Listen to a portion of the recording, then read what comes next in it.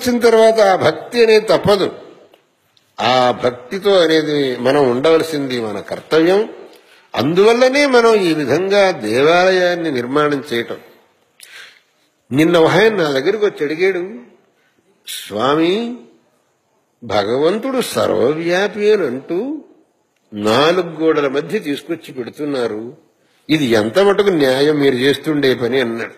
నా దగ్గరికి వచ్చి అడిగాడు, సర్వవ్యాపి భగవంతుడని ఒక చంపని అంటున్నారు, 4 గోడల మధ్యలో తీసుకొచ్చి ఇదిగో ఇక్కడ ఉన్నాడు భగవంతుడు అని అంటున్నా, మీరు చెప్పే 2 పరస్పర విరుద్ధంగా ఉన్నాయని. అలా కాదురా నాయన, భగవంతుడు సర్వవ్యాపి అనే దాంట్లో సందేహం లేదు.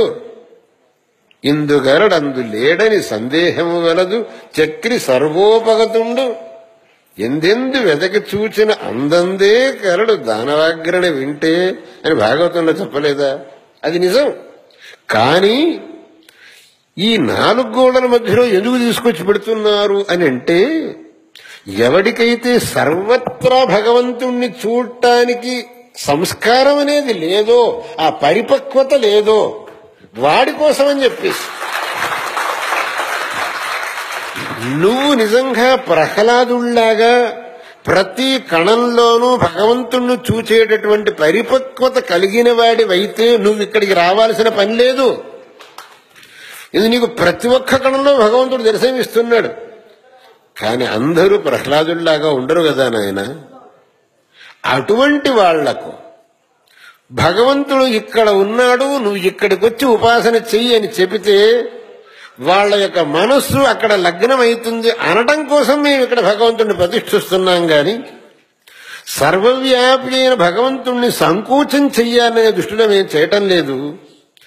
భగవంతుడు సర్వవ్యాపి అనటంలో ఏ విధమైనటువంటి సందేహానికి ఆస్కారం లేదు. లేకపోతే నృసింహావతారం ఎందుకు వచ్చింది నాయన? నృసింహావతారం అనేటటువంటి రావటానికి 2 కారణాలు భాగవతంలోనే చెప్పారు. 2 కారణాలట. భగవంతుడు స్తంభం నుంచి ఆవిర్భవించింది ఎందుకు అని అంటే, ఒకటి తన యొక్క భక్తుని మాటను నిజం చెయ్యటానికి. తన భక్తుడు ప్రహ్లాదుడు ఏమన్నాడు? హిరణ్యకశిపు వాడి తండ్రుడు, అరే నువ్వు అంతటా ఉన్నాడంటున్నావు, ఈ స్తంభంలో ఉన్నాడటరా? స్తంభంలోనూ ఉన్నాడు నాన్న అన్నాడు. ఆ ప్రహ్లాదుడి మాటను నిజం చెయ్యాలి ఒకటి. రెండోది తాను సర్వవ్యాపి అనేది చాటాలి. తాను సర్వవ్యాపి అనే దాన్ని ప్రకటించాలి.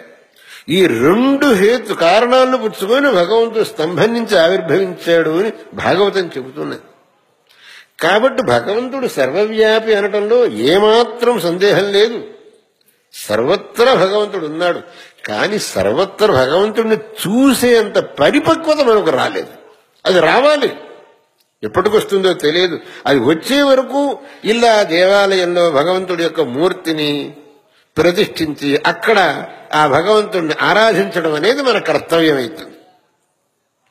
అందుకు ఒక సామాన్యుడైనటువంటి వ్యక్తికి కూడా భగవంతుడి యొక్క ఆరాధన చేసుకోవటానికి, భగవద్ దర్శనం చేయటానికి, భగవత్ స్మరణం చేయటానికి ఒక అవకాశం కల్పించాలనే దృష్టితో ఈ దేవాలయం నిర్మించి అక్కడ దేవతామూర్తిని శాస్త్రోక్త విధానంతో ప్రతిష్ఠ చేయటం అనేది జరుగుతున్నది. అది ఎవరో తెచ్చి ఊరిక అలా పెడితే అక్కడ సాన్నిధ్యం ఉండదు.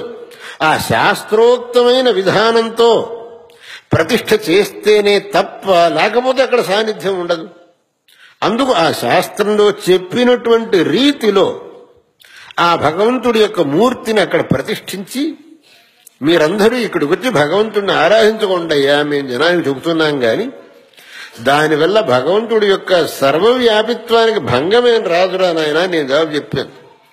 అందువల్ల మనం ఇక్కడ భగవంతుణ్ణి ఆ అత్యంతమైనటువంటి శ్రద్ధాభక్తులతో ఆరాధించి కృతార్థులం కావాలనే దృష్టితో